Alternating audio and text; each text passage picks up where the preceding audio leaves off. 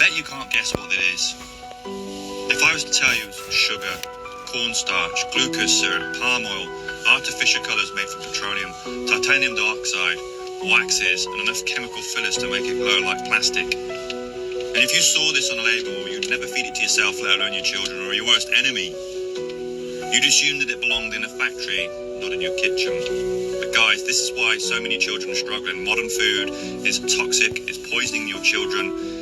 Beware, mums and dads. Start looking at your labels. Detox your children. Whole food nutrition. Sprinkles. Look at those ingredients, guys. Bioengineered meat. I don't want to eat a piece of chicken that came from a 3D printer. Campbell's Soup vice president just said that their soups have 3D printed meat in them. He was also caught on recording saying that Campbell's products are for poor people and that he won't eat them because he knows that they are unhealthy with the bioengineered meat in them. This was all caught on audio recording by an employee named Robert Garza of Michigan. Garza filed a lawsuit against Campbell's on Thursday and released audio he says features Vice President and Chief Information Security Officer Martin Bally. A Campbell's Soup Company spokesperson released a statement that said, "We are proud of the food we make, the people who make it, and the high-quality ingredients we use." The comments on the recording are not only inaccurate, they are patently absurd. Keep in mind the alleged comments are made by an IT person who has nothing to do with how we make our food. If the recordings are legitimate, the comments are unacceptable and they do not reflect our values and the culture of our company. Mr. Bally is temporarily on leave while we conduct our investigation.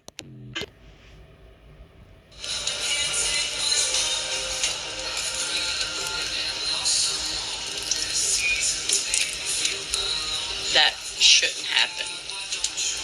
You shouldn't be able to tear through raw chicken like that.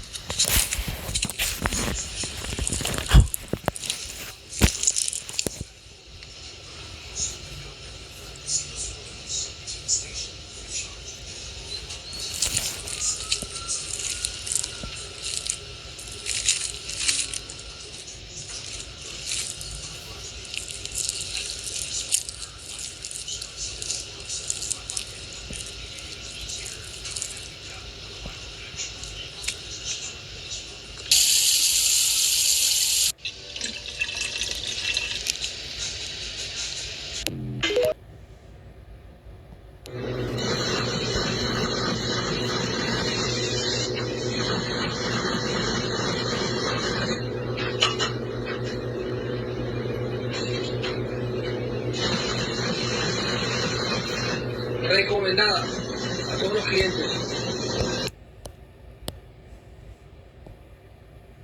I have to show you guys what's happening with this steak. Do you see this film that's coming off between? Watch this.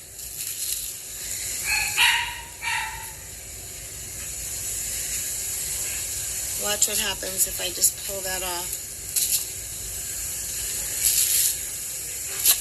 See that just coming? Look, what is that stuff?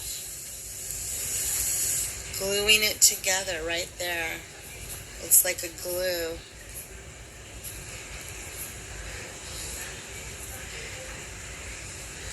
Right at the seams. This was a steak. It looked like a steak. Now it fell apart when I picked it up, and this stuff is just falling off of it.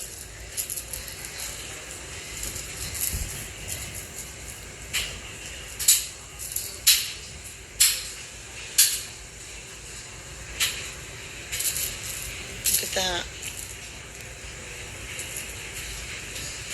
What the hell is this?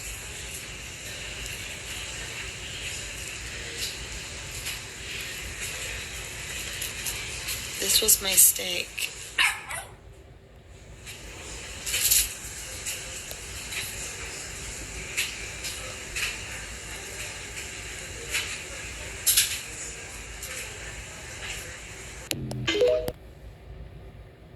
Can you believe it? This piece of meat was actually printed in 3D. It looks, feels, and even tastes like real beef. An Israeli tech company made this amazing discovery, and the process is as fascinating as the result. They start by taking stem cells from a cow and growing them in a lab. These cells are fed a special nutrient solution, which helps them multiply quickly. Once there are enough cells, they're ready to be 3D printed. The cool part? A computer controls everything, even the shape of the meat and how much fat and muscle it has. The engineers have already printed a steak. While it's not ready to eat yet, it's alive in a way. Under a microscope, you can see tiny muscle fibers moving. In just about a month, this lab-grown steak could be cooked and served on your dinner table. Normally, it takes years to produce expensive and rare Wagyu beef, but with this 3D printing technology, the process only takes a few minutes. When it's fully prepared and served, you wouldn't even notice the difference between this synthetic and the real meat. However, at the moment, this technology is still extremely expensive, so it's not something you'll see in stores anytime soon. But what about you? Would you try it?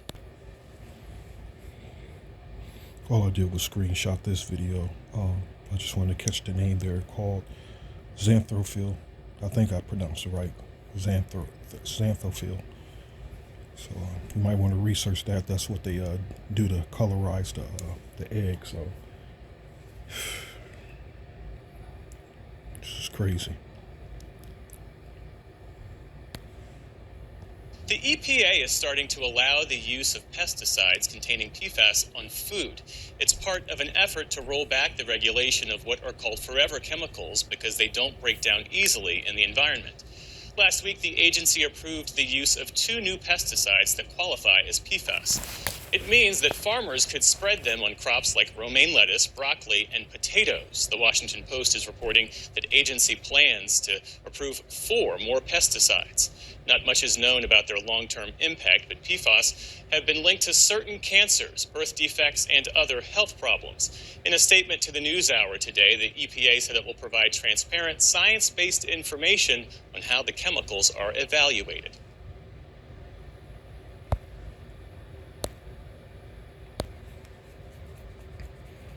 Okay, now what I want to do real quick, I want to look up from the last video here, forever chemicals.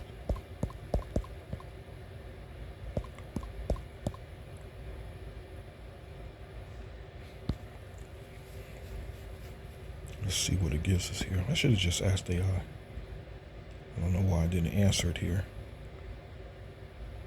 This is that defiled bread. Defiled. Defiled. It was on news. Don't ask why I got there.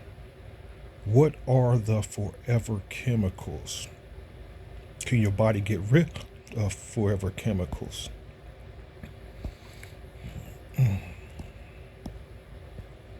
Forever chemicals are per and polyfluoroalkyl substances. Polyfluoroalkyl substances are a large group of human-made chemicals used in products like non-stick pans, food packaging, and water-resistant fabrics. They are nicknamed forever chemicals because they are very strong carbon fluoride bond, and these chemicals make them resistant to breaking down. So it's forever chemicals. It's literal. So they persist in the environment and the human body for a very long time. This devil has to go. This devil has to go. And hey, Lamentation 4. Lamentation 4. Lamentation 4. This devil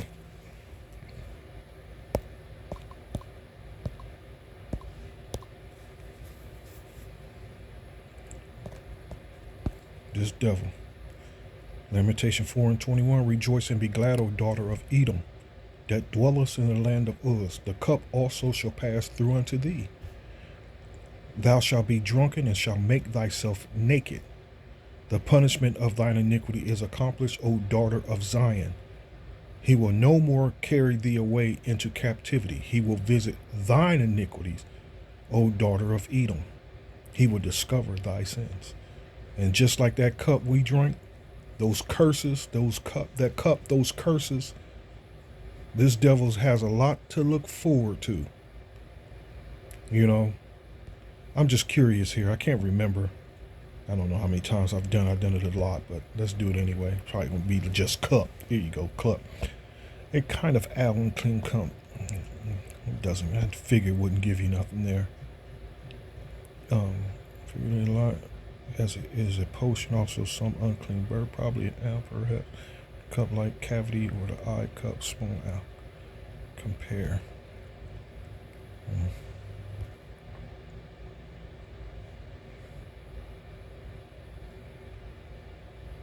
I'm gonna ask AI real quick. Let me ask AI. What is that? Limitations 4 and what? 22, 21. Let's ask AI.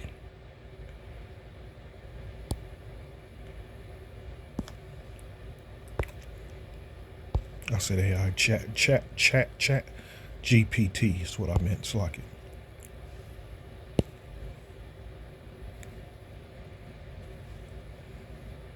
What?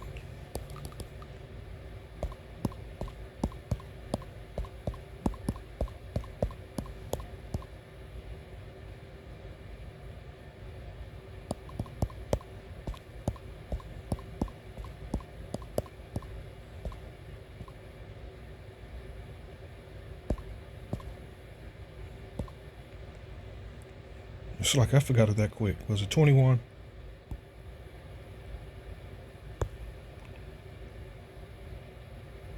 It's like it. 21.